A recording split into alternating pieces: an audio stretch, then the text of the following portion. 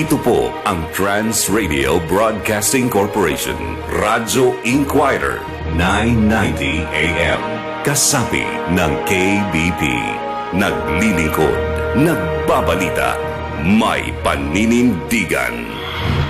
Radyo Inquirer, 990 AM. Mga kabataan, power up your Saturday! Just do it! Makitrending! Mag-shoutout! Be connected! Nasa FB ka man o Twitter, Instagram o Google+, impossible is nothing! Dito, di ka na mauhuli sa uso. We love it! Join ka na! Your potential is our passion! Be inspired. Be informed. Be involved. Be empowered. It's the real thing! Voice of the Youth Radio. Voice of the Youth Radio. Voice of the Youth Radio. Makinig sa Voice of the Youth Radio. Sa Radio Inquirer 990 AM. Saturdays 3 PM. Think differently! I-like mo na. I-share mo pa.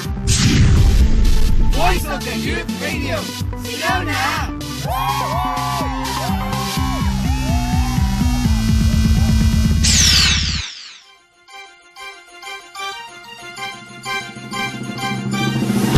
Voice of the Youth Network. Informing, inspiring, involving and empowering the Filipino youth worldwide.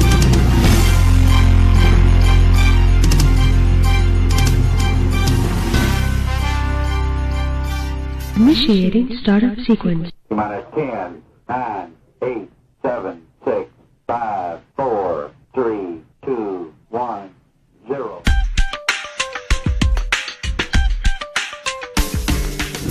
Can you hear it? Can you feel it? Voice of the Youth Radio is back. Voice of the Youth. VOTY Network brings you once more Voice of the Youth Radio. Voice of the Youth Radio. Voice of the Youth Radio. Voice of the Youth Radio. Voice of the Youth Radio. Now on its 10th year. Even louder and more powerful. Via Inquirer Radio. Of the Youth Radio. It's the newest and most trending show on radio. Know the latest in technology. Engage in the most awesome advocacies. And meet the coolest young Pinoys. Power up and share your voice. Hashtag VOTY Radio. Every Saturdays 3 PM on Radio Inquirer 990 AM. Voice of the Youth Radio! Sigaw na!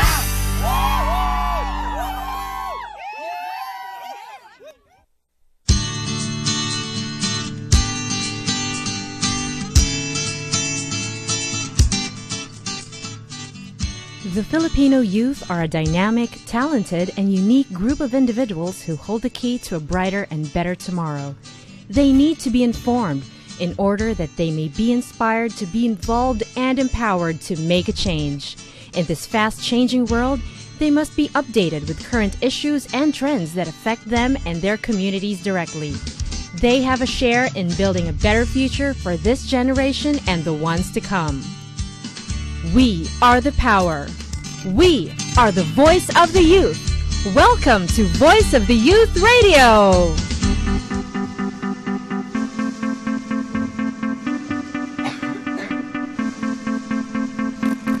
Okay, good afternoon. Isang mapagpalayang araw na naman sa inyo ng Sabado. Isa na mga Sabado na punong-puno ng inspirasyon, involvement, information at empowerment ang ating ihahatid ngayong 1.5 oras ng Sabado. Alright, ito po ang inyong voice master, si Pucholo De Leon Gonzalez. At nako, tama yung sinabi kanina ni Kuya Resty Di Cruz, sobrang traffic. Alam niyo ba, naglakad ako mula sa Dian hanggang dito sa istasyon. And mind you, I just came from Rojas City, dyan sa Capiz. Kasi speaker ako dyan kahapon sa isang Social Science Youth Summit. Siyempre, yan ay pinangunahan ng aking kaibigan na si Attorney Mark Bores. Yan. Attorney, kamusta kayo dyan?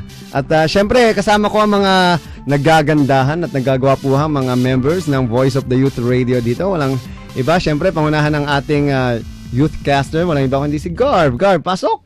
Yes. Hello, magandang hapon. Ayan, lipat ka ng mikropono. Ayan. Magandang hapon mga katinig. Nandito na naman tayo isang Sabado. Nakamiss ako ng isang Sabado last week. So, babawi tayo ngayon. Ayan. Siyempre, Aleha? Hello mga katinig. Kakagaling ko lang kanina sa isang Ford tour dahil... Saan? Sa Ford tour po. Kayo ba yung pinadala namin kanina? Yes, sir. Okay. Ako lang ang pumunta. Buti at least may representative tayo. Siyempre, ang ating cute na si... animated masyadong voice nitong ating katinig na to eh. Hello, I'm Michael. Get ready to talk tech later. And siyempre, ang cute na si Kimi. Hey guys, I just came from Mandarin class and now I'm on air. Oh my God. Mandarin class. Yes, sir. Ano naman na tutuhan mo dyan? Ni hao, inihaw. Yung mga how to command po, sir. Asi nga, sample. Hiya po ako. Joke lang. Hindi. Wala nahihiya. Wala naman nakikinig sa'yo. How to tayo address dito. people respectfully. Sige nga, sample. 你好 Gonzales 闪生 Ako magaling ako Chinese accent. Wala problema. Kahit sino Chinese. Kayo magtanong kayo sa akin, sasagutin ko kayo ng Chinese. Sige, tanungin niyo ako kahit ano. Go Kimi. 您想生 Chinese. Di ba? Sabi ko sa'yo, sasagutin kita ng Chinese. Anyways, kasama rin natin siyempre ang ating Vice President ng Student Voice Artist Society. Ito, ngayon ko lang nakita to eh. Hello po mga katinig. Nandito na naman po tayo. Jexy on the air. Yun, magandang hapon mga kapatid. Stay tuned lang tayo. Ang ganda ng topic today, success. Kailangan natin katinig. Kabilang stasyon yung kapatid. Oo nga naman. Sabi ko nga. Ayan. So, alam niyo, mahigit 2 linggo yata akong wala dito dahil 2 weeks ago nasa Iloilo ko for the National Convention ng JCI. Nag-speak din ako dyan. The U in JCI, personal branding ng mga members ng JCI. And also last week, galing ako sa Dumaguete at nagpunta ako sa Mabinay, Negros Oriental. Siyempre, salamat sa aking kaibigan na si Dennis Carvalho. Yan. At sila ay talagang napaka-active, yung Gabaan Youth led nila. Talagang natutuwa ako sa kanila dahil kahit nasa isang isla sila, mas active pa yata sila sa ibang organisasyon na nandito sa Manila. And syempre kasama rin natin si Adrian. Adrian, kamusta ka naman? At mukhang busy tong aking organizer. Hello everyone mga katinig. Ayun, sayang di natuloy yung plano namin ni Jexy. Balak sana namin batiin si Dan Capuchon na nasa Quezon ngayon. So, mga katinig, si Adrian Santoalla po, Voice of the Youth Radio. Kaya sa mga gustong sumali, just check our Facebook and website. It's votiradio.weebly.com. Yes, sige, ulitin natin, no? Meron tayong website, votiradio.weebly.com or voti.org, dalawa yan. At pwede kayong mag-tweet sa amin sa Voti Radio Twitter. And also, you can check out our website, yung Facebook account namin, ang Voice of the Youth Radio. Anyway, sige. Ready na ba ang ating news for the youth? Of course. This is Voti Radio's News for the Youth. October 25, 2013, the United Nations called to the international community to raise $46.8 million worth of aid for the earthquake-affected province of Bohol. A magnitude 7.2 earthquake with its focus under Bohol, southeast of the resort island of Cebu, killed 201 people on October 15th. Officials of a local UN office say the quake has toppled more than 52,000 houses, mainly in Bohol, forcing more than 344,000 people to seek shelter. Many evacuees are now living in makeshift tents. Survivors need emergency shelter and require assistance for basic needs like water, sanitation, food, and health services for 6 months, said UN resident humanitarian coordinator Luisa Carvalho. The United Nations is urging governments and international organizations to contribute so that aid workers can set up more evacuation shelters, deliver food, water, and medicine, and clear quake debris. This is Garv Quevedo, your youthcaster for Voice of the Youth Radio.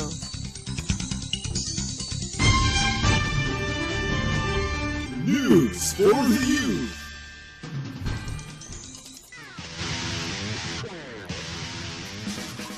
Want to hear about the latest in technology? Or what about the trending apps?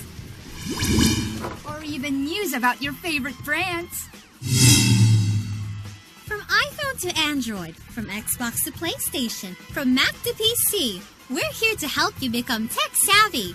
And all you have to do is tune into Techie Angels. We'll make sure to give you your weekly dose of giga-sized info on technology.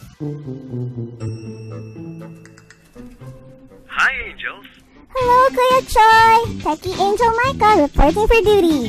Hello, Kuya Choi. Big sis Techie Angel Aleha here. Hi, Kuya Choi. Kimmy, the socialite Techie Angel here. So, hey guys, how are you doing? So, alright, it's time to talk tech. Alright, I'll go first. So girls, what was your favorite childhood toy? My favorite was always Polly Pocket and Barbie. What about you, Aleha? Barbie. I love pink. So, yeah, Barbie. Pink. Got it. One of my favorite toys was Lego. You know, those building blocks. And speaking of which, did you know that they've released their 4th generation of Lego Mindstorms? Huh? They call it the Lego Mindstorms EV3. This toy allows you to build different types of models rather than the usual one model type. And this was launched early in fall. What I love about this toy is that you can control the robot using an app, a computer, an intelligent brick, infrared, or with a remote. Wow! What type of starter robots do they have? So when you talk about starter robots, these are the type of robots you find in the box. So they have 5 robots, but I'll only discuss 2. So first is the Tracker, which looks like a rover that they use in space. Think of WALL-E, but a little more advanced. Alright, so it has interchangeable tools such as the bazooka blaster, a hammer, and many more. And second, they have a Reptar. Like from Rugrats? Close enough, but it looks and acts like a snake, and it's great for scaring your friends. Oh, I heard there are bonus robots created. Can you tell me more about them? Sure. So with the bonus robots, you can find the instruction manuals in the website of Lego. So you can build stuff such as a guitar, and it even plays like an actual guitar. And another robot is the Robodozer, which looks like a bulldozer, but built in Legos. Okay, so you have to take note. The newer robots you find on the website have only instructions made in English. What? I know, such a hassle. So those who speak French, Chinese, and Japanese aren't able to grasp these types of instructions, not unless they know a lot of languages. And what I love about this is that kids at heart, they learn a lot of science, math, programming, and a lot of patience. All this talk about toys is tiring me out. How do you guys keep your energy up every day? I sleep. How about you, Leha? Internet forever. Well, there's this new product that you can get online. It's called Sprayable Energy. Sprayable Energy is made up of caffeine too. Except instead of drinking it, you spray it on your neck like perfume. What? You just spray it on yourself like for 4 times, and then you'll immediately feel the effect that you get from drinking coffee and energy drinks. You'll immediately feel recharged, awake, and focused. That's weird. I can't imagine having coffee sprayed on me. I agree. I like the smell of coffee, but I would not want to smell like I took a bath in it. It's not coffee perfume, guys. Okay. It actually doesn't smell like anything. The Sprayable Energy focuses on its ability to have the same effect of coffee, not the scent. Oh, what a relief. The makers knew that caffeine has the ability to be absorbed through the skin. So they fixed up a formula that assures that the effect of caffeine is expended efficiently when it's in contact with your skin. And if you compare it with coffee, it's actually more efficient, since the amount of caffeine used in the product is less than what's found in a cup of coffee. Is it safe though? I was thinking of the same thing. And what would happen if you overdosed? According to Ben and Devon, the Yikes. makers of the product, the recommended amount of sprays per day is only 24. But if you go over that number, there's still a chance for you to get caffeine intoxication. But other than that, no side effects have been cited. Interesting. So all in all, this product has no scent as it's formulated to be odorless, no calories and bodily side effects since you don't have to ingest anything, no gigantic mugs since a bottle is just the size of an average perfume bottle. Sprayable energy is just a spritz of energy in a tiny bottle. I like the idea of sprayable energy, but I don't think I can quit drinking coffee just yet. Yeah, same here. Oh, but with this kind of change, I wonder what else can be put in a spray bottle. Sprayable intelligence booster, sprayable information, sprayable vitamins, sprayable sleep, sprayable cheese. Okay, Excuse me, cover girl. your mouth. We already created sprayable cheese. Okay. We hope you enjoyed today's Techie Angel segment. I'm Aleha. This is Kimmy signing off. And I'm Micah. Please send me sprayable cheese. Bye. Bye-bye. Bye.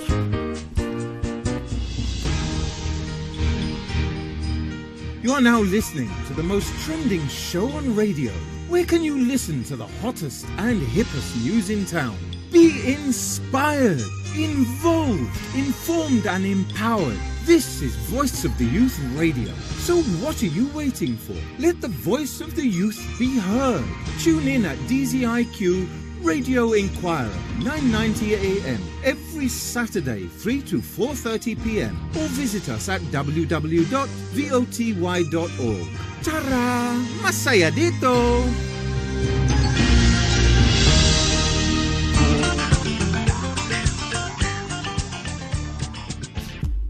What's up, y'all? My name is Apple the App, and listen to the Voice of the Youth Radio.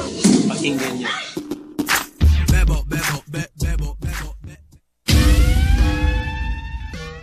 Hi, this is Boy Abunda, and you are listening to the Voice of the Youth Radio. Ikaw na.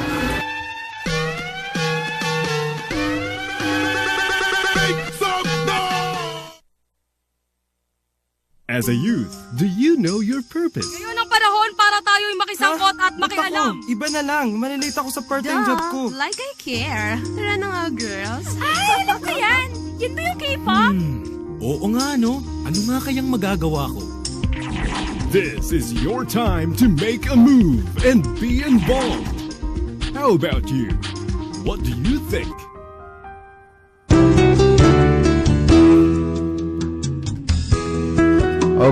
Okay, what do you think? Kailan ba tayo galing sa nag-speak ako sa isang youth convention? Hi, Kimi. Hi, Sir Choi. Sige, remember last Saturday ba yan? Wednesday lang. Oo, kasi sobrang dami kong speaking engagement. Nakakalimutan ko yung event. Sunod-sunod kasi. So, what about this event? It's a youth to business forum organized by ISEC. And it was held in Ateneo de Manila last Wednesday. Sino yung mga umattend? Who are the people who attended? Kami po. Sige nga, let's talk about it first and para malaman ng mga nakikinig kung ano yung meron sa ISEC and what is ISEC? As far as I know, ISEC is an organization that gives you a lot of opportunities to incorporate yourself with different cultures around the world. Ano ba yung mga natutuhan nyo? Parang ako lang inaalala nyo yata na Actually, isa si Sir Pocholo sa mga nag-talk na at tinutukan talaga ng mga umattend sa sa Youth to Business Forum. Siya may pinakamahaba na talk. Pero guys, 'di ba, during the event, may may apat na categories. Yes, then may mga 4 big time guests din na pumunta like yung sa HP and BPO and si Miss wait lang, hinihingal pa sir kasi yes, organizing. Si Miss Miriam Selena Kebenko yun. Ayun. Tsaka sila Mark, anong palido ni Mark? Forgot, sir. Mark from Groupon. Ayan, from Groupon. That's not his last name. At saka si Mr. Pakistan, si Mr. Shed Raza. Shed Raza. Yes, Cool siya yung project manager and PH Reality Global Experience. Nag-share siya ng experience niya during his travel to Russia, and yun sir, talagang sobrang na-inspire kami. At the same time, nakakatawa siya. Oo, kasi napaka-humorous and napaka-naturalistic ng way niya na pagsasalita. Ano ba yung mga iba pang pinag-usapan doon na natatandaan? Yung mga iba pa pong pinag-usapan doon kasi dinivide tayo sa groups. Personal branding kay Sir Choi yan. Ano po yung inatin natin at the Garv? Marketing. Leadership tsaka social business, yon. Leadership-based values. Yun yung inatin natin. Values-based leadership. Pero guys, tanong ko lang, ano yung pinaka-favorite part nyo nung event? Okay. Walang halong biro yung kay Sir Choi. Yung sa personal branding. Why? Naku, nasa harap nyo lang ako. Ganyan. Ganun naman yung pag iba kaharap nyo, syempre yun yung number one nyo. Parang ako lang yan eh. Sabi ko, you're the best. Pag yung iba kaharap ko, siya rin yung best, di ba? Hindi, kumbaga highlight yung kay Sir Pocholo. Pinakamahaba kasi. Tsaka talaga, alam nyo, napaka-importante kasi na you connect with students. Hindi yung karamihan kasi ng mga speaker ngayon na napapanood ko. They just talk about themselves and they don't even care if the people are listening or not, di ba? And dapat mag-undergo sa amin to ng susunod nating mamaya papakilala ko yung isa sa pinakamagaling na motivational speaker at magiging guest co-host natin ngayong araw na ito. Ito idol ko talaga to.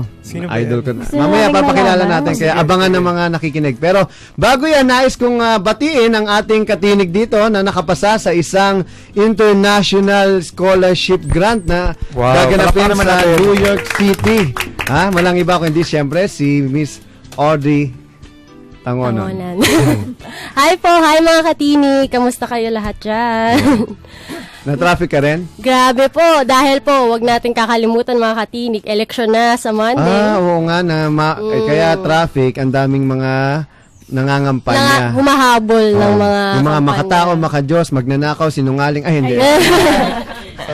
Hindi ba yung mga nakasulat dun sa mga kanilang mga tarpaulin? Makatao, makadiyos, madaling lapitan. Good luck sa inyo pag nanalo ko. Parang, sana may mga ganun no? Meron pang cool at cute na ganun. Ayun mo naman ang pagka-cute mo sa pagboto, hindi diba? Hindi exciting maging Pilipino kung walang eleksyon. Anyway, kailangan natin humanap ng mga exciting bago yan, kalimutan na natin yung election na yan dahil mas mahalaga itong pag-uusapan natin yung kanyang award. Yung kanyang scholarship. Ano nga scholarship na natanggap ka? Ayun lang po Pero, syempre hindi pa plansyado lahat dahil kailangan ko pa mag-apply ng visa. So, madali na yan. Madali kung merong mga nakikinig dyan. Meron ka ng Schengen so mas madali. Ayun po. Yung in-applyan ko po is thedoschool.org. And, bale, nag-start po to in 2012 na meron na po actually Pilipino na nakapasok dito. Usually, ginagawa po to sa Hamburg, Germany. At ang ginagawa po nila is nagsiselect sila ng about 15 to 20 students from 18 years old to 28 years old. So, mga katinig, tingnan nyo yung website nila. Ano uling edad? 18 to 20? 18 to 28. Naku. Yan sinasabi ko.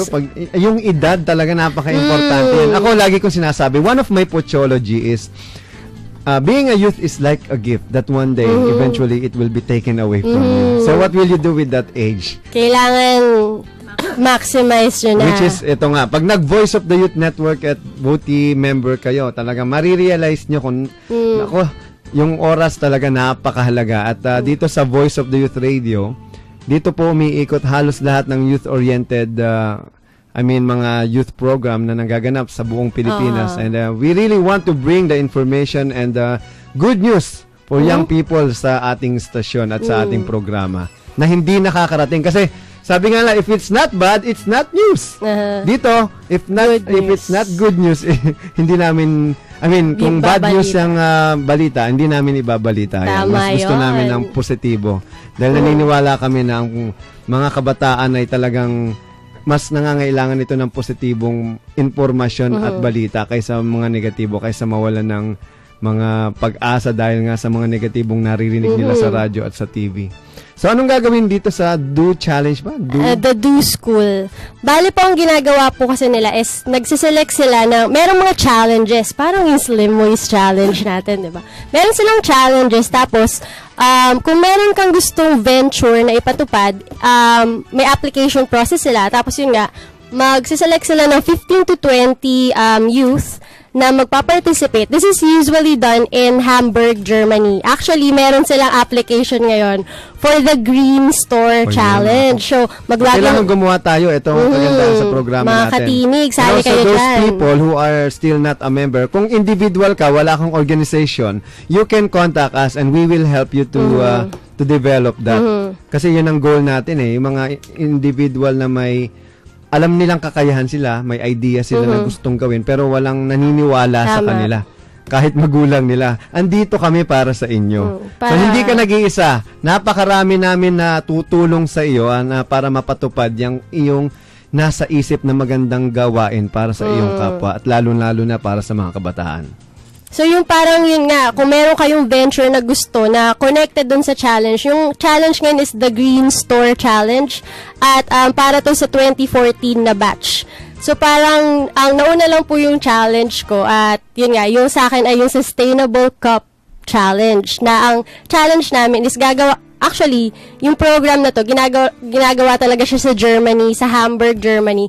Except for this first challenge na gagawin sa New York, kasi ang challenge po namin is tutulong kaming gumawa ng sustainable cup, yung to-go cup, di ba pag umiinom tayo, napag-usapan na natin to sa Slim Waist Challenge. So parang gagawa kami ng sistema para magkaroon ng sustainable to-go cup sa New York. At habang sa New York lang, pero parang magiging yun yung parang example, no, model na pwedeng gawin sa iba't ibang bansa. Opo. At saka parang, kasi ano siya parang matututo ka, hindi tulad sa ibang mga school, di ba, na parang bibigyan ka lang ng mga teorya at ganung way ka matututo. This one, it gives you a challenge to actually work on para magka-experience ka, tapos parang dun mo i-apply yung mga natutunan mo. Tapos, yung mga natutunan mo, i-apply mo ulit pag uwi mo. Yun, parang, kumbaga, i-re-echo mo at talagang, eto na yung gagawin mo na siya. Yun yung maganda dun sa The Do School. Hindi siya yung parang for credits lang, mga certificate. Talagang matututo ka kasi marami tayong guests ngayon na entrepreneurs, di ba? At I'm sure na yung mga natututunan nila is... Kailan ba gaganapin to, Audrey? Sa February 20... Next year? Opo. February 23 to May 2 sa New York. So, gano'n ka katagal sa New York? Opo, 10 weeks siya. 10 weeks. Pero, ang maganda po sa program na to is, one year siya, na yung 10 months is gagawin sa bansa ng mga participants. At, tapos parang i-monitor po kayo through online na parang kakamustahin yung mga ginagawa. Alam mo maganda sa iyo, Audrey, kasi you are the head of and the executive director ng Voice of the Youth Network, which is we have more than 100,000 membership all over the Philippines that you can connect, no? Na pwede nilang gawin ito sa kanilang mga lugar. And yung information, kasi yung blueprint, napaka-importante niyan pag wala kang blueprint, anong gagawin mo? It's always the goal and yung objective mo.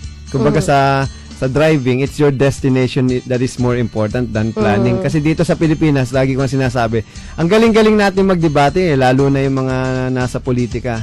Pero walang nagagawa. Puro ideas lang. Hindi action. So they actually don't, sa dami ng mga naging debate, nakalimutan ng gawin yung pinagdebatehan. Anyway, nako, congratulations once again. And I'm so proud of you and Voice of the Youth Network and Voice of the Youth Radio is so proud of you. Kagagaling lang nito sa kung saan nag-Cambodia na, nag-Slovenia, nag-France, nag-Italy, ngayon naman sa New York. Oh, di ba ganun katindi at ganun kagaling ang mga miyembro ng Voice of the Youth Network. Anyway, we have, ito na hinihintay natin. Ang ating magiging guest co-host. Garb, can you please introduce our guest co-host? Sure. So our guest co-host for today is one of the country's top-ranked public speakers and trainers for leadership programs and other soft skills. He's an accredited facilitator for Servant Leader Workshop, Leading Without the Title, Exceeding Customer Expectations, and the Art of Influence, Certified Marketing Professional, Sales and Marketing International Institute Australia, and he he's actually a fresh voice in keynote speaking and has the privilege of speaking regularly to audiences of thousands, delivering literally hundreds of presentations in all over the country and abroad. With an energetic and thought-provoking style, he is a sought-after speaker and leadership trainer who is passionate about helping everyday leaders become effective leaders. He is a seasoned management and marketing professional for more than 2 decades now with a wide array of industries like advertising, consumer goods, printing, publishing, fragrances, NGO, digital marketing, telecommunications, BPO, and business solutions, and various business sizes from multinationals to locally owned enterprises. Currently, he is the President and Chief Equipping Officer of Breakthrough Leadership Management Consultancy, which carries Lead Like Jesus and other Ken Blanchard programs. He has been nominated as Outstanding Young Man of the Philippines last 2012. Let's welcome to Voti Radio, Mr. Boris Joaquin.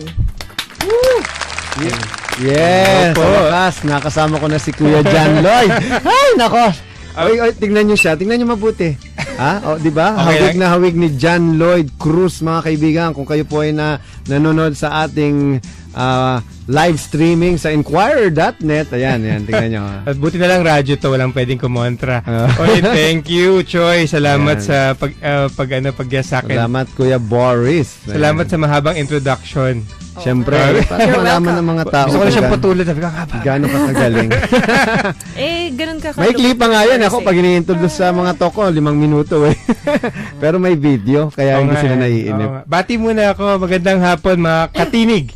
Katinig na rin ako ngayon. Yes, of course. Pwede talagang youthful ka ngayon ng Kuya Boris. Atin naman. Bata pa naman ako, 25 pa lang ako, Kuya Choy. At heart. Okay lang. Okay lang yun, hindi naman halata eh. Kaya nga John Lloyd ang pakilala ko sa'yo eh. Kumusta Kuya? Saan ka galing ngayon? At talagang mukhang busy ka. At alam ko galing ka sa Amerika. Oh yes. Ngayon, kasama ko pamilya ko eh. Umiikot sa opisina. Wala na sila bigla. Pero family day to. Pero tama ka Kuya Choy. Galing ako sa Estados Unidos. Di ba tayong mga speakers, madali kasing magturo di ba? Madali nating damputin yung mga tinuturo natin. Pero I think we owe it to our audience na kailangan naman natin palaguin yung ating kaalaman. So, pumunta po ako sa US para mag-gain ng accreditation sa larangan ng pagko-coach or paggagabay ng mga executives nating mga kaibigan natin dito sa Pilipinas sa negosyo, sa business. So it's an accreditation program. I had to start that. It's an expensive and very pamasahe pa lang expensive na eh. Sponsored naman yung pamasahe. I think doon tayo magaling mga Pinoy, nakakapasok tayo sa mga scholarships. Ang tawag diyan tuhog. Sabay-sabay na. Ayun. Okay. Napansin ko mamaya yung magiging guest din natin ay galing din sa Amerika. Alam mo ang kagandahan ngayon, parang napapansin ko parang ang Amerika ngayon eh, welcome na yata ang napakaraming tao. Talagang ngayon ko napapatunayan kailangan na nila ng mga tourist doon. Open na, di ba? Naging stricto sila sa security nila for a while. Pero meron na silang global entry program. So kung frequent flyer ka, hindi mo na kailangan dumaan security. Dati may konting discrimination. Talaga. Ang ethnic looking. Buti nga ako, may 10 years multiple entry din ako. Ayun, advantage yun. Sige, bago lahat Kuya, gusto kong ipakilala mo ang sarili mo, kung sino ba si Boris Joaquin, ano bang nag-push sa kanya nung bata siya, bakit etong ginagawa niya ngayon, isa siyang motivational speaker and you want the people to be better, di ba? Yun ang isa sa mga goal natin. Ano bang meron kay Kuya Boris? Kagaya mo, simula to sa eskwelahan eh. Malaki yung inspirasyon na ibinigay ng mga guro, ng mga kamag-aral. Graduate ako sa University of Santo Tomas in college. Pero prior to that, kasama ko nga ngayon yung isa sa CEO ng Catalyst Inquirer. Hindi ko alam kung alam yung Catalyst Inquirer Media. Isa sa mga branches ng Inquirer ngayon is one of my classmates is now the CEO, Lemuel de la Cruz. I don't know if you're listening, pero he's just outside the booth. We came from the same high school. Ang pangalan ng school namin is Philippine Normal College na panahon na yun, pero sa Philippine Normal University. Our teachers were very encouraging and I was part of the student council, I was class president, and then eventually when I ended up in college, ganun din. So leadership is a major theme in my life. So parang naisip ko parang ayoko naman tumakbo sa politics. I don't want to. I've served in a lot of capacities in the past, pero isa sa gusto ko ituro is yung leadership principle. Values-based leadership, narinig ko kanina, pinag-usapan niyo sa Ateneo. Isa sa mga speakers niyo na pinag-usapan. Values-based so, leadership. parang that's one of the things na gusto kong i-impart. And the first 2 decades of my life, I've worked for companies. Ano yung mga companies na yan? Marami na rin. Normally multinational companies. I've worked for advertising agencies. I've worked for Procter & Gamble. Marketing po kasi ang background ko. So yung mga malalaking kumpanya, mga multinational. Alam mo, buti ka pa, Kuya Boris, I'd never tried working for other people's business. Right from the start, parang ang hirap para sa akin siguro. Buti na lang hindi. Kasi pag-isisihan mo rin afterwards. I guess it's very important then as a motivational or speaker for mga corporate na may corporate background ka. Kasi kung hindi, ano sasabihin mo? Ako, ang daming kong invitation sa corporate, inaayawan ko yan. Ganun ba? Wala akong idea eh. Baka pag-resigning ko lang kayong lahat dyan. Pero alam mo, makikinig sila sa'yo more or less because right now, ang uso sa corporate setting, gusto nilang turuan yung mga empleyado magkaroon ng entrepreneurial mindset.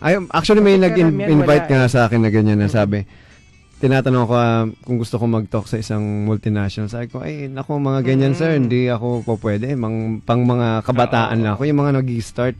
Kasi baka mag-resign ka ako yung mga empleyado niya pag ako narinig sa sobrang maniwala sa akin. Totoo. May usong word ngayon, ang tawag doon, intrapreneur. Ibig sabihin, kahit na employee ka, kailangan ang iyong thinking is owner ka. Tapos pwede kang lumago doon. Na pwede ka rin nagninegosyo habang nagtatrabaho. In a way, parang ano yung naliliko mong kaalaman, iniipon mo yan. Para, may tuturo ako sa mga katinig natin ngayon. At ito yung natutunan. This is my life mission. Parang, I've learned in my life, yung first 20 years of your life, ang tawag natin dyan, education. Education. Diba? Tatapos ka naman talaga ng kolehiyo, diba? Siguro, 5 taon hanggang 20 taon. Yes. Siguro. Pero simula pa rin pagkabata mo, even at age 1, tuturuan ka ng magulang mo, diba? Simula nung pinanganak ka. So, first 20 years.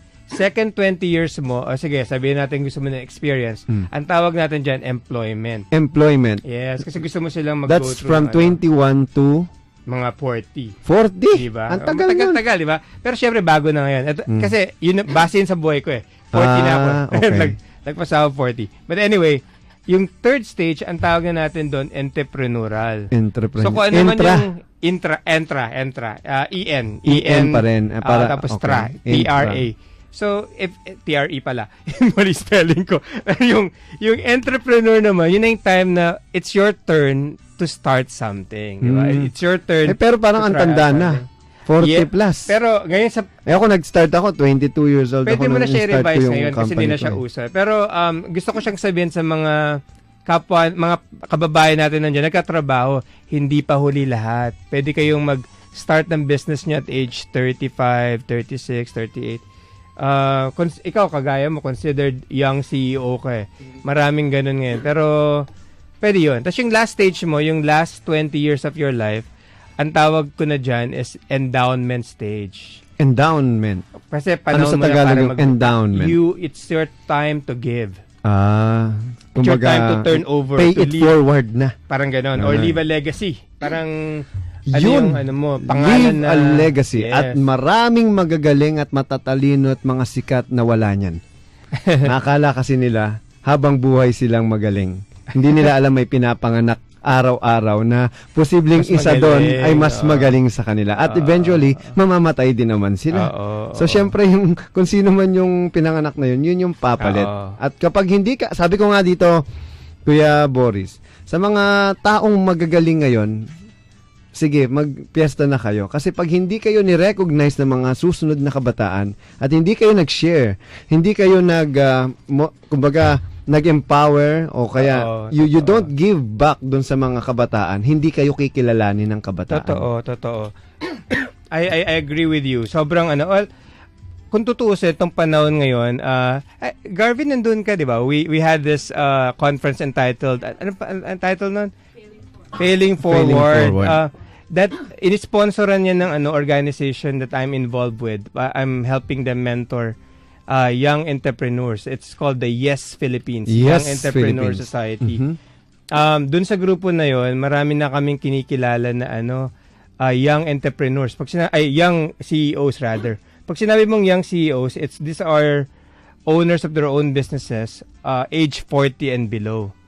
So, nandun na ngayon, trending na to. Alam mo, this is the time that a lot of young people are so parang masyado na silang aggressive to create their own because may nauna na eh. Actually, sa totoo lang, yung Microsoft, yung Facebook, di ba? Kahit yung Apple, kabataan sila, Steve Jobs at sila Bill Gates nung tinayo nila ang kanilang company. Totoo. Inspirasyon natin sila eh. Actually, pinapakita lang nila na kaya. So talagang walang imposible sa kabataan ngayon. Lalo na ngayon na techie na ang mga tao na ang naglilimit lang. For example, sa industry ko, voice acting, voice over, advertising. Alam nyo, yung mga advertising agency, yan, malalaki lang yan kasi sila yung may mga infrastructure noon na napakamahal, lalo na yung mga production house, recording studio. Pero ngayon, I guess, kahit isang tao, kayang talunin ng isang malaking kumpanya. Sinabi mo, isa sa malaking digital agency ngayon, creative agency, nasa Cebu. Nasa Cebu? Diba? Akalain mo yan. Fishbowl ba? And then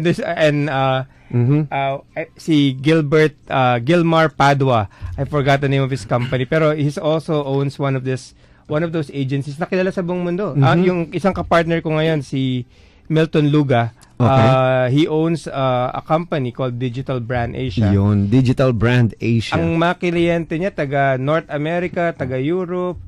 So tama yung because the internet is the great equalizer. Hindi mo na kailangan the world is flat. Kumbaga, the world is flat. Tama, Sabi ni Thomas Friedman. Tama. Diba? Maski sa larangan ng training, ang pinag-uusapan namin ngayon, some of the people who are talking to me, webinars na pinag-uusapan namin ngayon.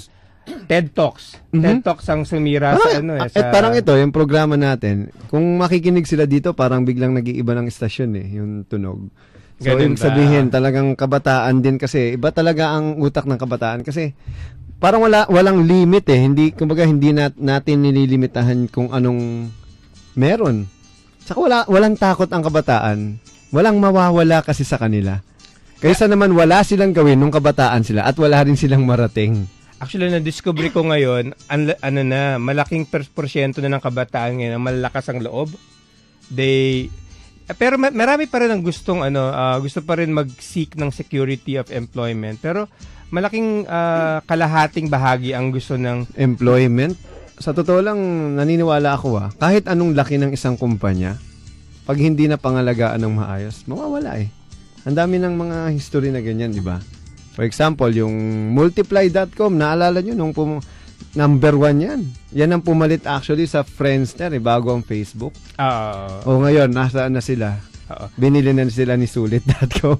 Kaibigan ko yan, si RJ David. Yan, isa sa mga, by the way, one day, magiging guest co-host ko rin yan dito. Marami kayong mapupulot na yan ang maganda sa marami kang kaibigan. Marami kang kaibigan, kahit internet-based lang. Yun yung ngayon yung kaibahan ng pagkakaibigan noon at ngayon. Mas nagiging close mo pa yung online friend mo kaysa sa kilala mo nung high school kasi mga kaklase mo minsan ng high school, yung mga kaibigan mo, dahil ikaw na yung nagtatagumpay, parang sila yung naiilang sa'yo at minsan sila pa yung manghihila sa'yo. Dahil hindi nila, may mga ganong pangyayari at may mga kakilala tayong ganyan. Anyway, Garva, let's introduce our next guest. Ito mga very tech ito. Ikaw ang guest co-host ko ngayon, kuya. Sige. Kaya you can ask anything you want. Okay, Garv, take it on.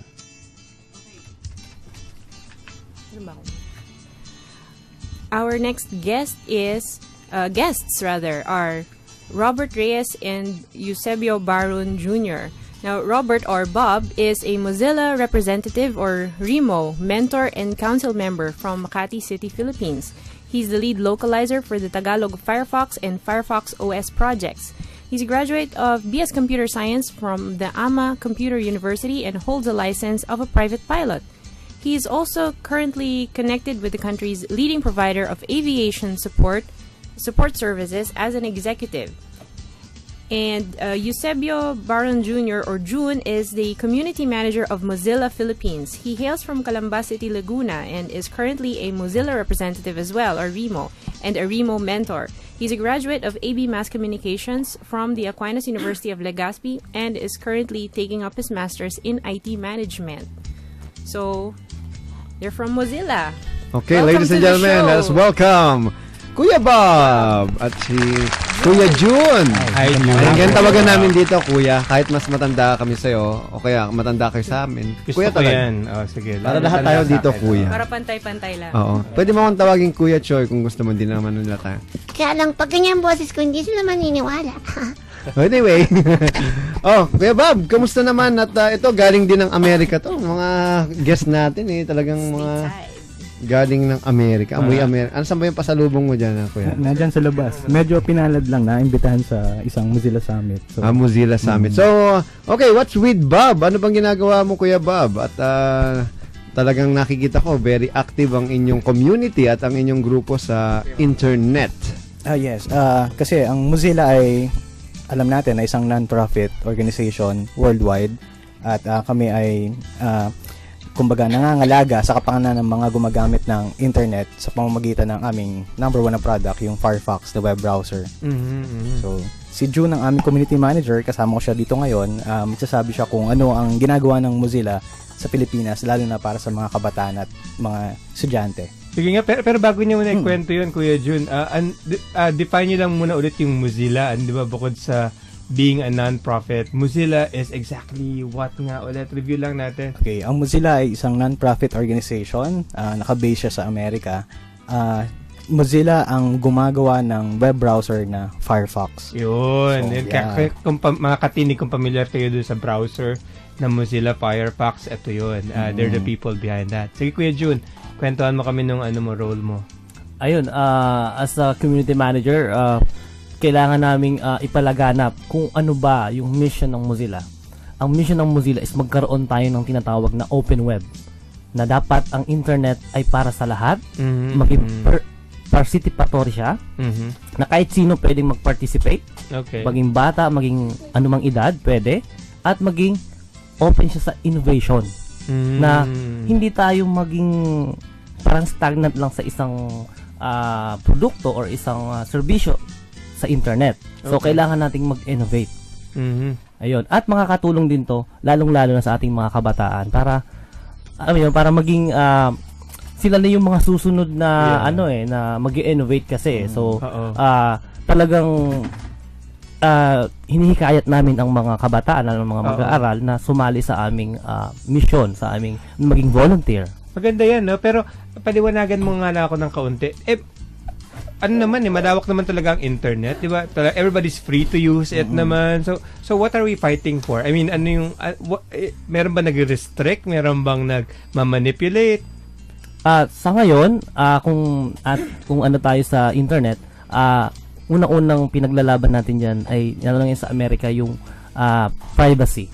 Okay. So meron tayong inaano tayo ng NSA, ng National Security Agency ng US, na lahat ng galaw natin ay tinitingnan. Kahit yung ating mga voice calls, yung mga pelikula data. na, yung Eagle Eye.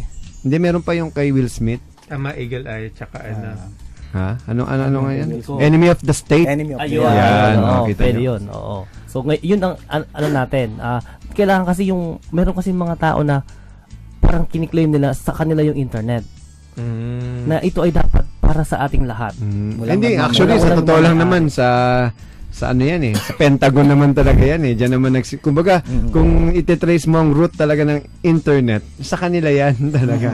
Doon, di ba, yan yung kanilang project na. So, it all boils down talaga na pwede nilang kontrolin. Di ba? Gusto ko lang maunawaan, kasi di ba parang gusto natin free for all.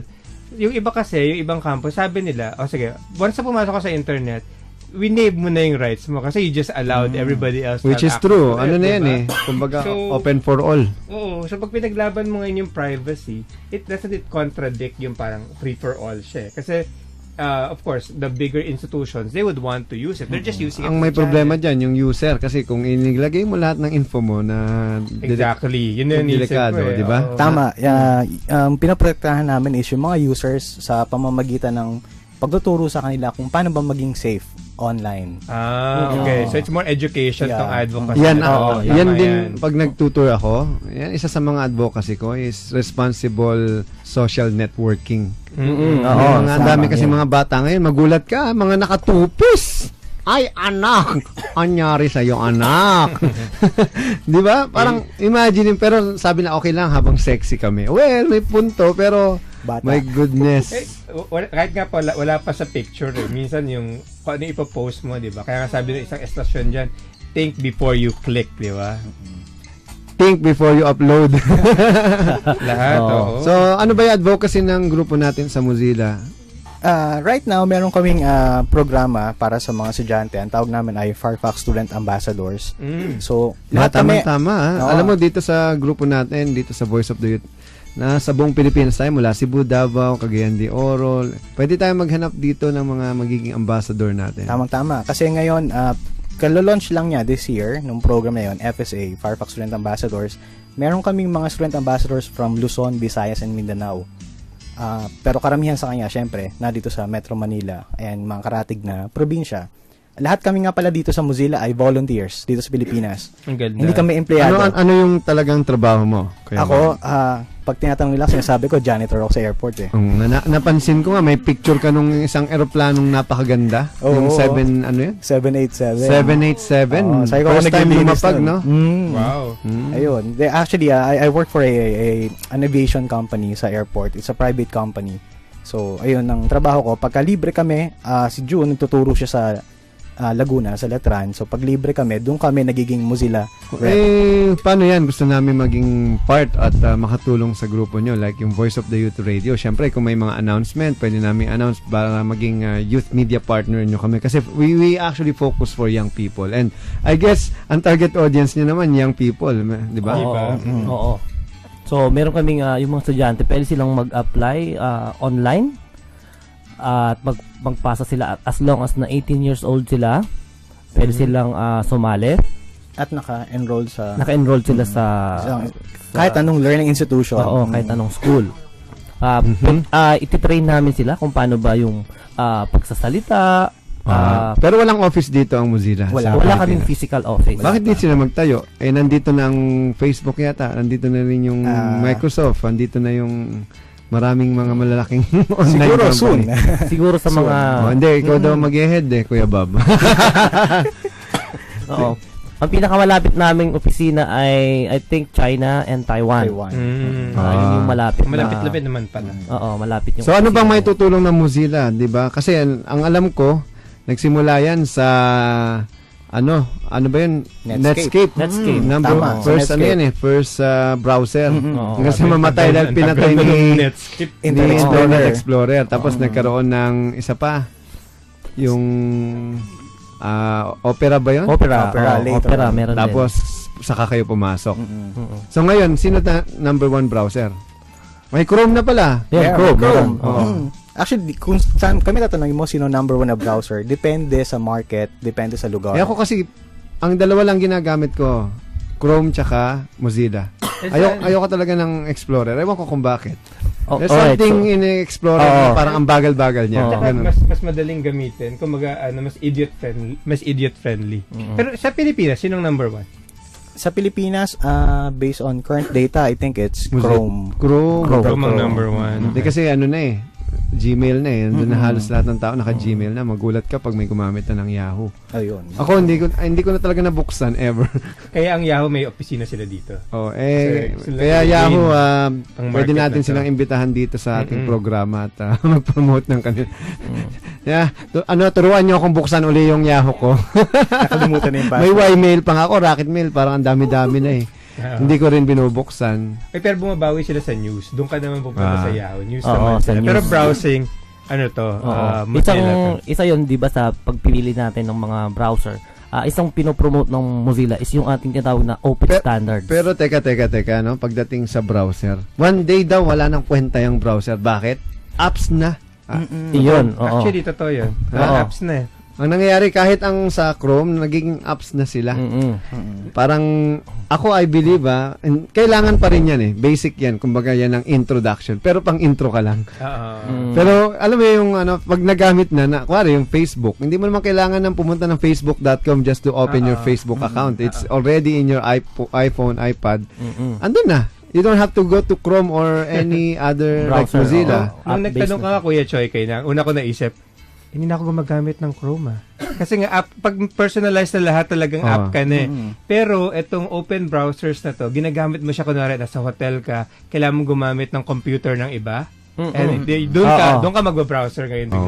Ano nga ba tong Explorer na to? Ano nga ba tong... Alam niyo, there's a lot of things to talk about it, pero we only have 2 minutes before 4. Ano bang mga pwede niyo pang i-announce at gusto niyo sabihin sa mga makikinig? Ayun, so iniimbitahan namin, lalo na yung mga kabataan, mga estudyante na sumali bilang Firefox Student Ambassadors. So kung gusto mo na i-represent yung inyong eskwelahan sa Mozilla at ikaw ang maging representative ng Mozilla sa inyong paaralan or learning institution, pumunta lang kayo sa aming website sa mozillaphilippines.org or i-contact nyo kami ni June. Ang aming contact details ay nandun din sa website at kami ay malugod na tutulong sa inyo. Ititrain namin kayo. May mga freebies ba yan? Mga members na yung mga ambassador? Meron. Pwede ka ring training. Meron din pinapadala sa ibang bansa. Di maganda yan. Pwedeng talagang... Gawa natin ng isang segment dito na how to be ilang ba kakagaling din sa Amerika nung iba naming mga FSA. Dalawang estudyante mula dito sa Pilipinas. Sticker ha. Oo. Lalagyan namin sa website namin yan. Anyway, maraming salamat Kuya Bob at Kuya June. Maraming salamat. Stay lang kayo dyan, papapicture pa tayo bago matapos ang programa. Okay. Salamat. And with that, thank you very much. Kuya, ayos ba? Kuya Boris? Okay naman. Insightful and informative. Okay, so anyway. What's next, Kuya Choi? Okay, ano muna tayo, may news. But before that, let's hear Apple the App.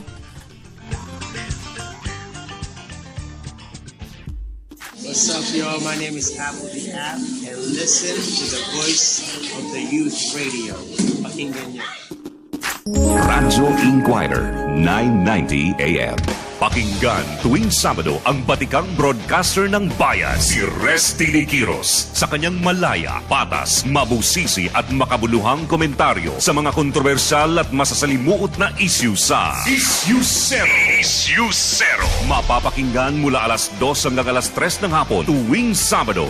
Resty Liquiros sa Issue Zero. Issue Zero. Dito lamang sa DZIQ, Radyo Inquirer, 990 AM. Usaping Information Technology. Isang IT firm ito na composed of newly graduate IT professionals.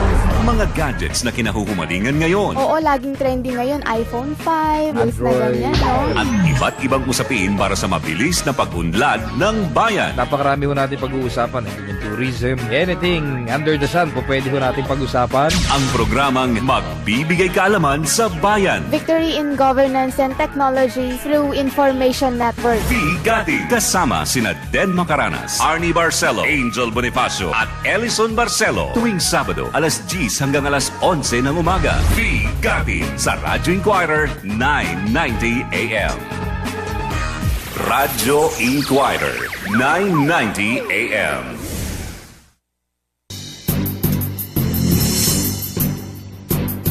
Good afternoon. This is the news for this hour.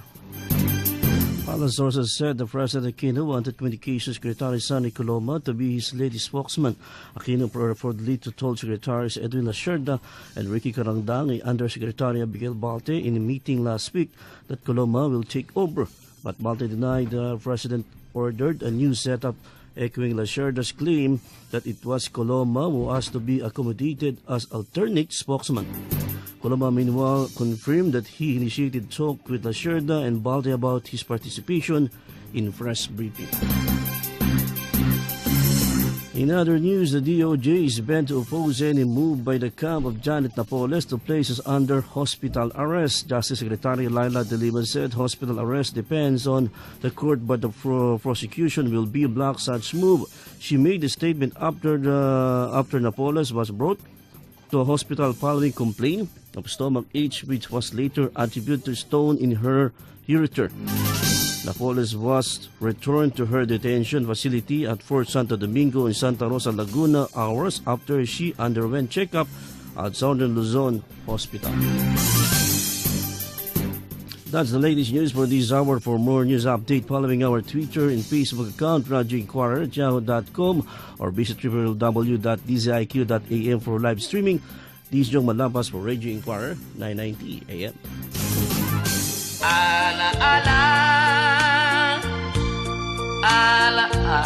Pakinggan ang palatuntunan ng Back to Christ Revelation Healing Crusade of Father Lahi. Lunes hanggang araw ng Sabado, alas 3 hanggang alas 4:30 ng madaling araw. At kung linggo, alas 5 hanggang alas 6 ng umaga. Back to Christ Revelation Healing Crusade of Father Lahi sa Radio Inquirer 990 AM.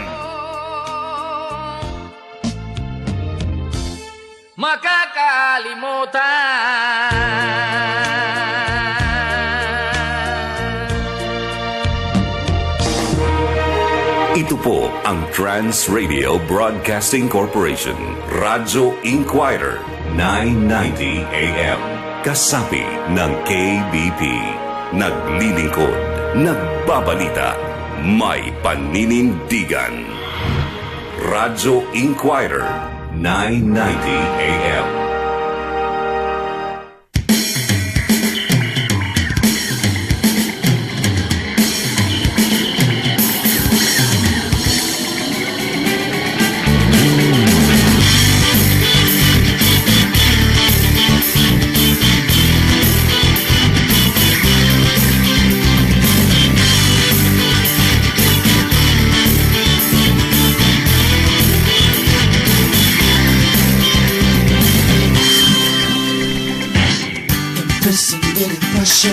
Unrecognized, you never realize the words just paralyze you.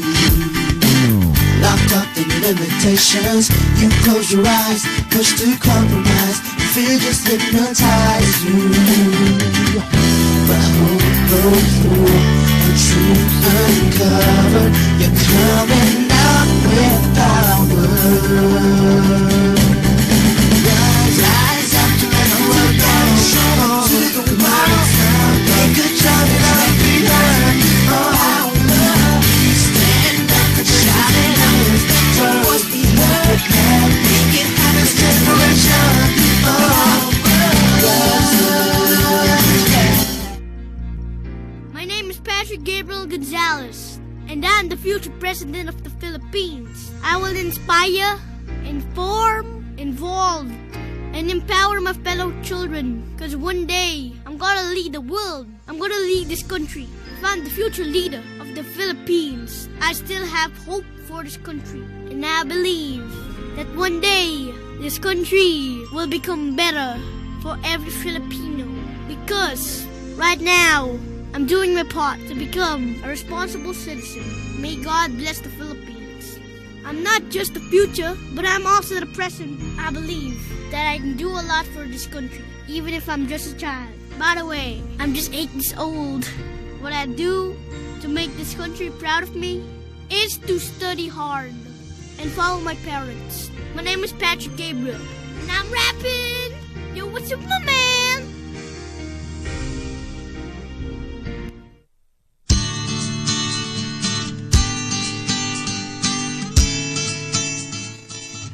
Okay, welcome back to Voice of the Youth Radio. It's 4:06 in the afternoon. Ang bilis ng oras. Isang oras na tayo at 6 na minuto. Grabe, ganyan talaga pag nag-i-enjoy ka talaga sa isang bagay. Hindi mo namamalayan, ano? So anyway, Garb, we have another guest. Yes, we do, Kuya Choi. She is an entrepreneur, a businesswoman, a sayanpreneur, inspirational or motivational speaker for youth entrepreneurship, the founder of 11:11 PM Shop. She's also a blogger and a fashion model.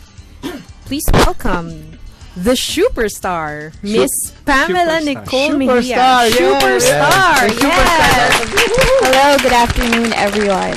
Ayan. So, ito pala si Miss Pamela. Hi, Miss Pamela. Hello. hello Pamela, one igalaw. Forever joke sa akin. Talaga. Pero okay lang nga, talagang ganda-ganda pala ni Miss Pamela sa personal. Sana Thank nakikita you ka so sa video, no? Kasi nakatalikod kay. Anyway, ano bang ginagawa ni Ate Pamela? Wow, Ate Pamela. Right now, I'm a fashion entrepreneur. Actually, I started since I was 17. At the same time, I'm balancing my life with school. I'm currently a junior student at University of the Philippines taking up clothing technology. You're balancing your love life and your school? No, love life. Career muna. Payaman muna, sabi ni Lola. Payaman. Kuya Boris, ano bang gusto mong tanong kay Pamela? Kay Pamela. Tatawagin na lang kitang Nicole. Pamela na lang. Ayaw mo ng Nicole. Yes. What inspired you to do what you're doing right now? Mahilig ka ba talaga mag-dress up before? Mahilig ka ba sa... Tell us about it. Actually, it started kasi, I think, sa bawat negosyante, it starts with a problem. Kasi in my experience, nagka-financial crisis kasi yung family ko. And I was 11 then, and then, when I was 17, gusto ko mag-debut. 18th birthday. It's every girl's dream, diba? Kaya lang sabi na nga ng parents ko na hindi natin kaya bayaran yan. So, kung gusto mo, gawan mo ng paraan. So, para sa akin, parang paano ko ba ito gagawin? Nung time nga, sabi niya, pagdibuhin mo sarili mo. Gusto mo 18 ka, tapos maghanap ka. Ganyan. So, nung 17 ako, sabi ko, paano ko makakapag-raise ng money? So, I tapped into my passion, which is fashion, and to my talent. I was 4th year high school then.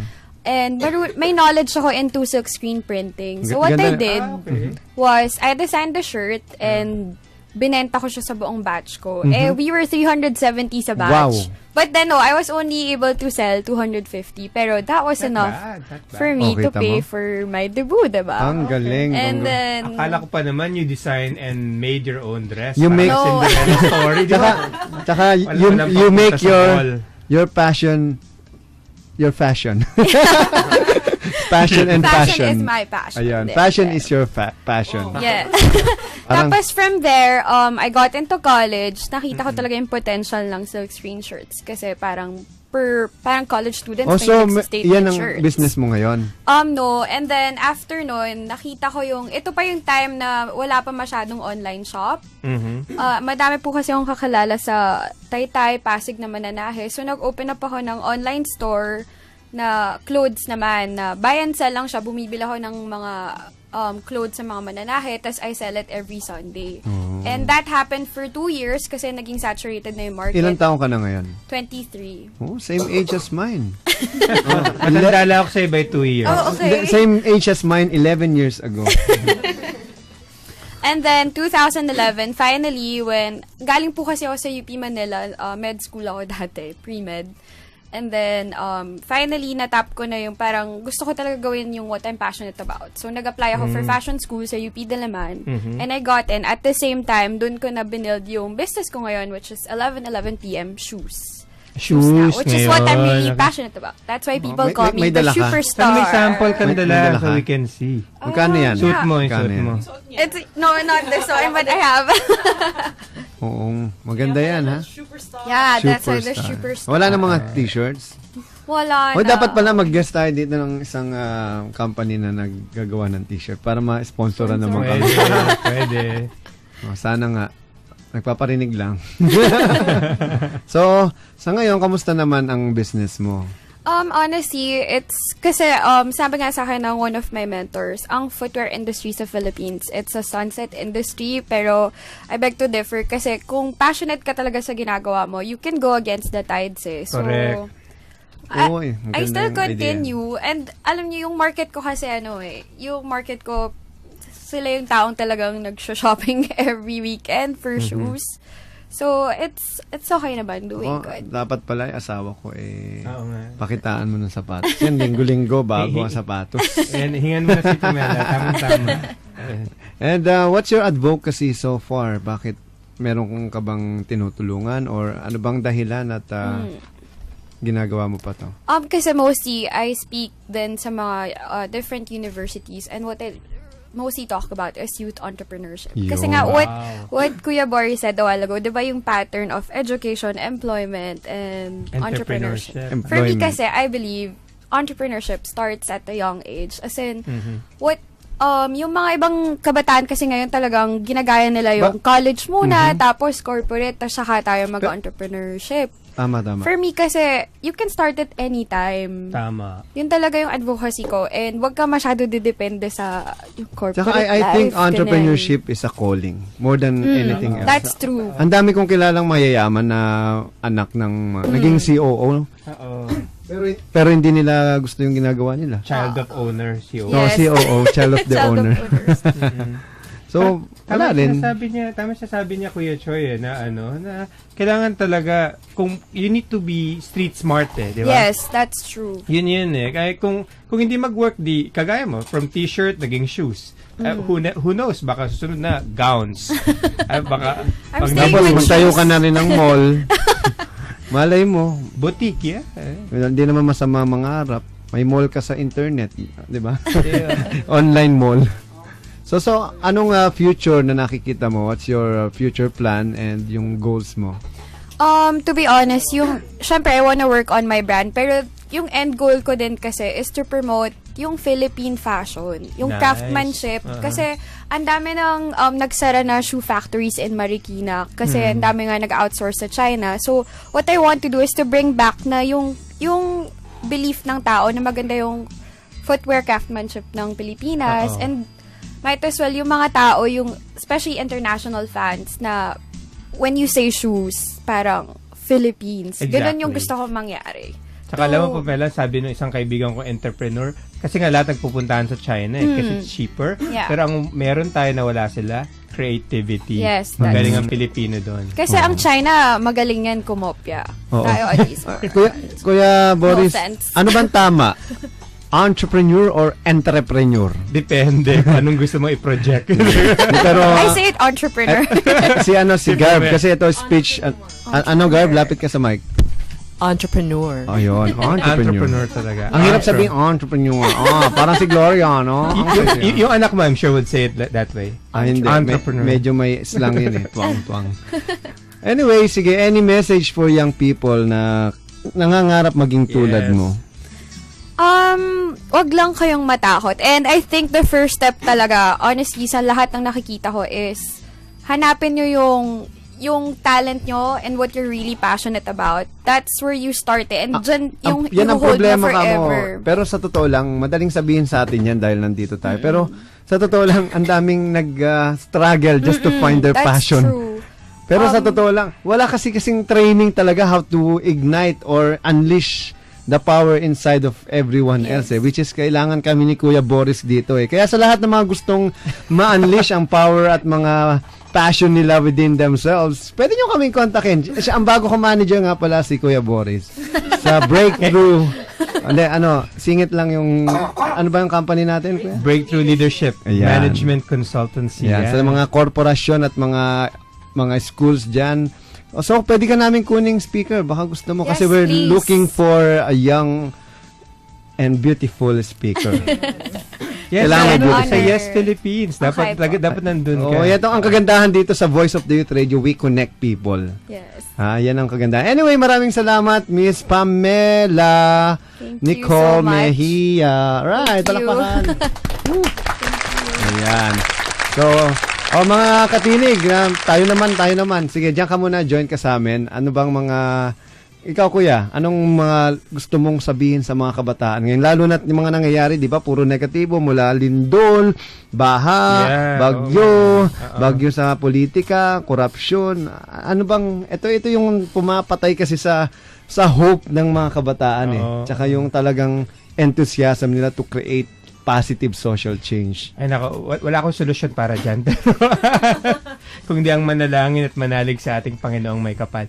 Pero alam mo, ang gusto ko lang din sabihin sa mga kabataan ngayon is that we can really, cliche na to, pero we can really be the change. We can really do a lot of things na pwede natin maitulong sa ating kapwa.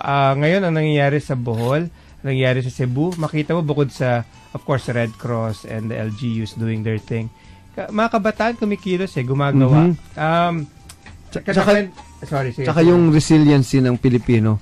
Alam mo ito sa Dumaguete, galing ako last week, Kala ko hindi matutuloy kasi siguro, 'di ba, Martes nangyari yung lindol. Ang talk ko Friday.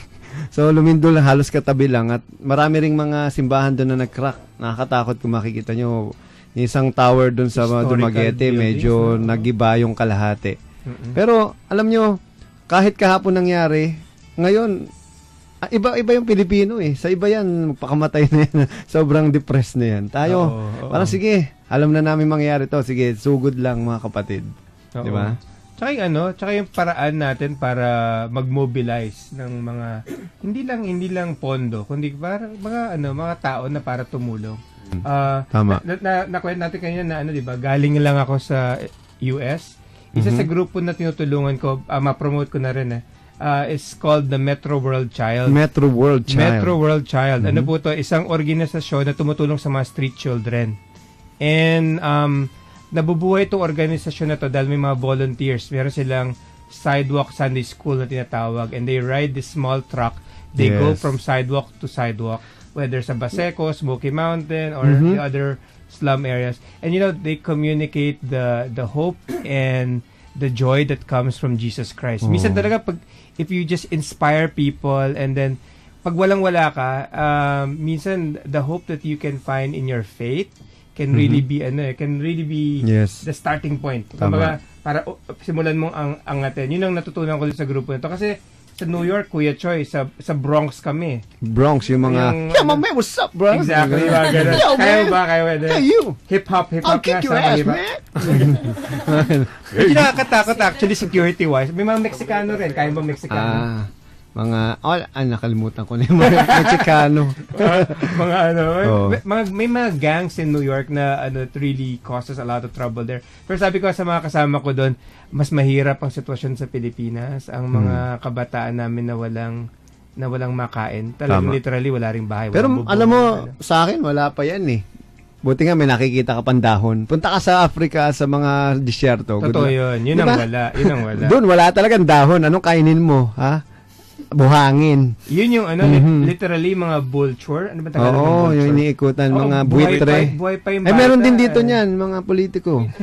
Ibang klaseng buitre. Anyway, nice kung pagsalitain natin ng mga youth reporter natin. Adrian, can you please introduce our youth reporters? Okay, sir. So, good news. May mga nag-join sa ating mga new youth casters. Meron tayong from UP and from UST. So, sino ba may nag-text sa akin, ay nag-email eh. Ikaw ba yan? May pupunta raw, wala pang pumunta. Sige, marami pong introduce muna natin from UP muna. Si James, sige.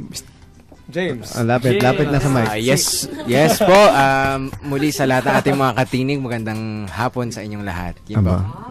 Sino ba si James? James Taylor? James? Hindi po. Ako po si James Paul Calonge. Pwede pong James na lang para maikli. Ako po ay isang third year BA Speech Communication student sa UP Diliman po.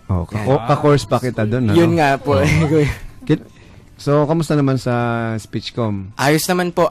Actually po, next month, dahil nga po ika-150 Sequicentennial na po ni Andres Bonifacio, magkakaroon po kami ng Speech Cup.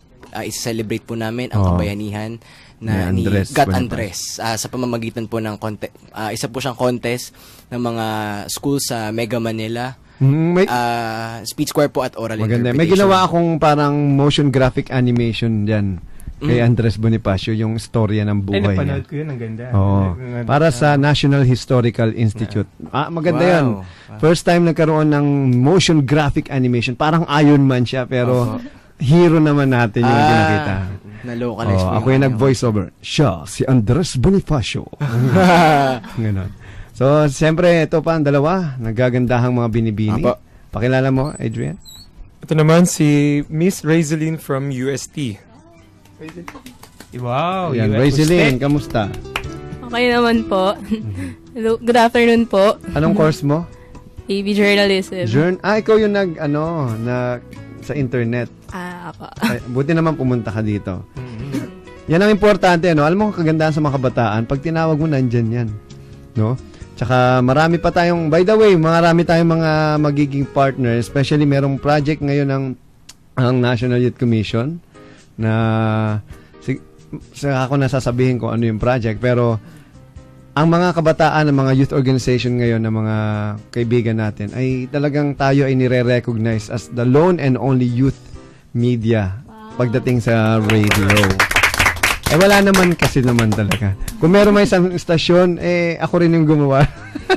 Pero tayo yung mas malaki kasi magkakaroon na rin ng Voice of the Youth Radio sa Dumaguete, sa Rojas City. Pupunta ka doon. Oo, nagre-recruit ako at hindi, bali sila yon mga locals at mga youth organization doon. Yung blueprint natin, binigay natin sa kanila. Kasi, kung hindi nyo na itatanong, ang Voice of the Youth Radio ay volunteerism group to. Yeah. Wala namang kaming bayad pag binayaran nyo ako, hindi kaya ng Inquirer yung yan ang gusto ko sa'yo, Kuya Choy. Transferable lang ginagawa mo, hindi siya exclusive.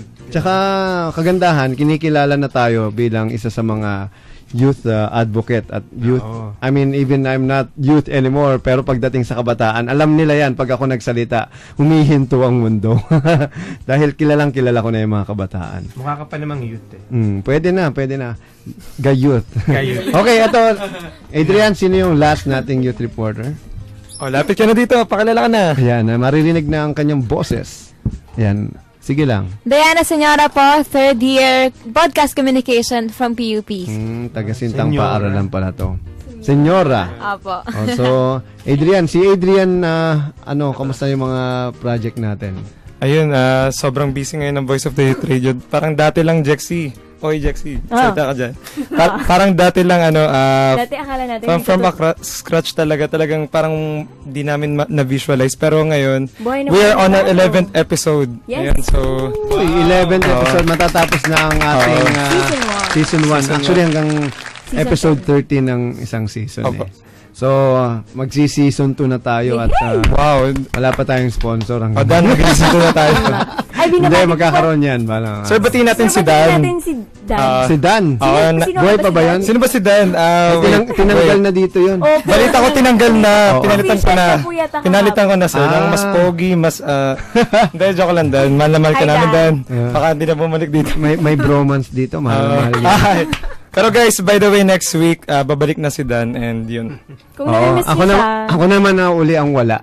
Sir, once a month na lang yata ako nagpapakita dito dahil sa dami ng mga speaking engagements ko. Tsaka kagandahan, marami tayong mga namimit na mga kabataang magagaling katulad ni Superstar. Sir, by the way, sir, si Miss Pamela, na-meet namin siya during the ASEAN Youth Forum. Kami ni Dan, so... yan ang kagandahan sa Voice of the Youth Radio, no? Kung na-meet tayo, ini-invite natin dito sa ating programa. Hindi lang humihinto. Yun yung tinatawag na empowerment.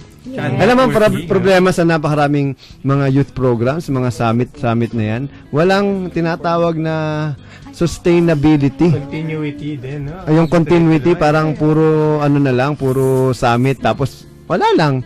Tanungin mo kung may nakuha yung mga bata at gagawin ba nila yun pag uwi nila. Hindi. Huwag nating sayangin yung oportunidad na we make these people create positive social change by inspiring and motivating them. Kasi ang problema sa inspiration and motivation, it has expiration. It expires when you get home. Pagdating mo may problema sa bahay. Wala na, nakalimutan ko na yung sinabi ng speaker. Pero kagandahan sa magagaling na speaker na tulad nila Kuya Boris, syempre hindi yan nag-expire. Forever yan ng inspiration net. Talagang guided tong. By the way, pastor tong si si brother at si Kuya Idol Boris. Idol talaga yan. Hindi naman, baka may makarinig. Hindi naman ako pastor. Lay pastor. Lay pastor. Pastor-pastoran. Anyway, Garv, anything that you want to share? Well, siguro, share ko lang, no? Tama yung sinabi mo, Kuya Choy, na maraming summit, maraming events, na marami tayong maririnig na mga magagaling na speakers na magi-inspire sa atin. Pero, payo ko lang mga katinig, wag tayong titigil doon. Hindi tayo a-attend para lang kumuha ng credential. Yan. Nag-iipon ba ng certificate? Ang tawag dyan, exactly. Like, conference hopper. Conference hopper. Yan, parang bar hopping kailangan lang. Ang dami kong kilalang ganyan sa mga international pa, ang daming inattendan. Tapos tanungin mo, ano ginawa mo sa Pilipinas? Wala! Oy, pero in fairness naman, mga kaibigan ko yan, pero my God, kumpara nyo naman sa mga nagagawa natin. Sabi ko nga, hindi natin trabaho to. Merong ang institution na dapat gumagawa like yung SK, di ba? Yung sangguniang kaewanan. Well, ako, I'm actually happy na hindi siya natuloy. Pero dapat, reform. Hindi siya i-abolish. Kasi hindi natin pwedeng tanggalan ng tinig o boses ang kabataan sa gobyerno. Okay, kayo, ano masasabi niyo doon? Wala? Sino bang SK sa inyo? Wala. Okay, pero pasalamat ako sa SK dahil natalo ako sa SK, tinayo ko ang Voice of the Youth. Sabi ko, why should I stop serving my fellow youth kung sa barangay lang if I can serve the whole country and the world. Mas malaki ako sa inyo ngayon. Yes. At saka mas impressive yun because you use your own channel. Tama. Tsaka lahat daw ng mga advocacy may pinanggagalingan niyang sakit. Kasi kung ito tingnan nyo, kung si Jose Rizal hindi inapi ang kanyang magulang, siya ay nakikinabang. Palagay nyo magiging national hero siya? Hindi. Tama. Naintindihan nyo? Kasi ako naniniwala, ang isang advokasya ay pinanggagalingang, kumbaga, nasaktan yan na may gusto siyang baguhin. At naniniwala ko marami naman nasasaktan sa atin na pagdating sa maraming bagay na hindi nabibigyan ng oportunidad, hindi nare-recognize. Instead na ikaw ang recognize, ikaw ang mag-recognize katulad ng ginagawa natin dito sa Voice of the Youth Radio. Na dapat napakarami na nating award na hindi ko maintindihan, hindi tayo magka-award sa mga local. Ako ng award sa'yo. Yun. Meron na. Sige na, tayo na lang gumawa. Parang Volunteer of the Year, votee. Diba? Video of the Year, votee pa rin. Baka nga ganun dapat. Kayo na po dapat magbigay ng award. Sa ibang mga kaya naman namin So, may gusto pa magsalita. Ito, may OJT ako sa Creative Voices, si JC. JC, bati ka sa nanay mo para mabigyan ka ng CD at ng jacket. Sige na, hi ka lang. Hi. Hello po. I'm GC po, intern po for Creative Voice. Lasing ka. Sir, naiiya pa na. Okay lang yan. Wala naman nakikinig sa'yo. Tayo lang. Naglulukuhan lang tayo. Wala nakikinig sa atin. Anyway, Kuya Boris, anything that you want to say for our fellow youth out there? Una, humahanga ako sa inyong lahat, lalo sa mga nasa booth dito. Salamat sa inyong dynamism and energy. Nakakahawa yan. So, wag niyong hayaan na mamatay. So, and everybody who's listening, kamag-anak ni Choi, kamag-anak ko, na nakarinig na nandito ako. Be inspired, be the inspiration, be blessed, be a blessing. Okay? Alright, so that's it. We only have 1 minute to go. Paalam na, Garv! Paalam. Goodbye all. Next week ulit, 3 o'clock. Yes. Sino pa? Maraming salamat mga katinig. Next week, abang-abang din tayo pag may time. Ayan. Adrian. Sa mga interesadong sumali sa Voice of the Youth Radio, yun, check nyo lang ang aming Facebook, Voice of the Youth Radio, at ang aming website is voti.org. And we are looking for youth reporters, mga youth casters to every school kahit walang mass communication. Lahat ng school sa buong Pilipinas. Ibalita nyo sa amin kung ano ang magagandang nangyayari dyan sa school nyo at sa mga kabataan dyan sa lugar ninyo. Sa pamamagitan ng pagsali sa aming Facebook group, ang facebook.com/Voice of the Youth Radio. At i-add nyo po ako sa inyong Facebook, Pucholo, The Voice Master Gonzales. And to all my friends Dumaguete sa Rojas City, thank you very much for a very warm welcome. Sobrang VIP talaga ang treatment nila sa akin. And thanks for everything. At dahil dyan, maraming salamat. Thank you for listening to Voice of the Youth Radio Episode 11. God bless you all. Mabuhay ang kabataang Pilipino. Yes! Woo! Yes, 11 episodes.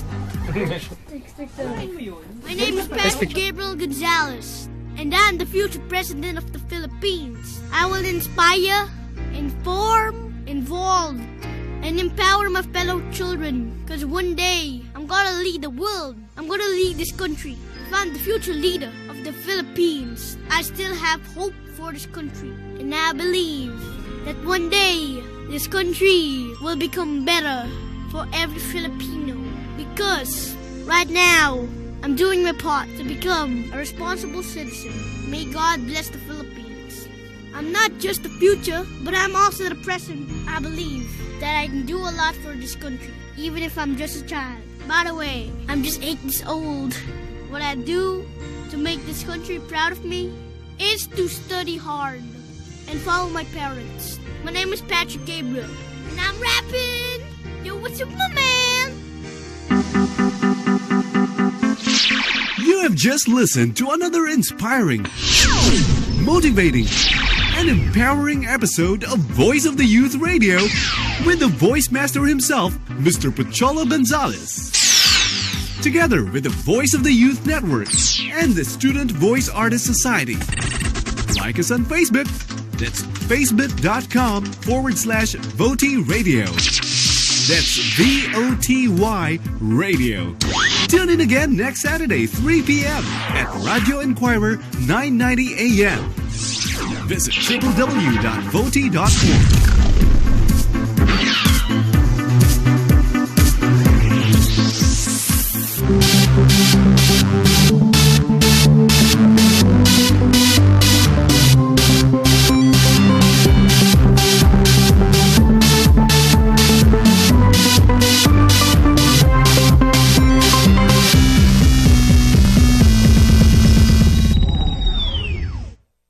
Radyo Inquirer 990 AM. Sino man, anuman ang laman ng balita, issue at kontrobersya, hindi palalagpasin. Yung pagtulog ng presidente, sabi nga natin marami ang bumilib doon dahil sapagkat sabi nga for the first time ang presidente ay natulog na ikangay susceptible to the elements. Ano bang mensahe ang binibigay nito sa taong bayan? Gustong sabihin ni Pangulo nung nagpunta siya sa Bohol kasi may mga pangambay mga tao doon So we're trying to assure the people there sa Bohol na it's going to get better and it's going to get safer. Pag-uusapan at hahanapan ng kasagutan. Ito po yung tungkol sa request for the cancellation of passports of Enrile, Revilla, and Estrada. Bakit po dumating na tayo dun sa punto na kailangan itong gawin? Ba't hindi natin ito ginawa earlier? Pinag-aralan muna namin yan. Naasahan ho kasi namin na malapit na ho yung mga magiging proceedings sa ombudsman. Kailangan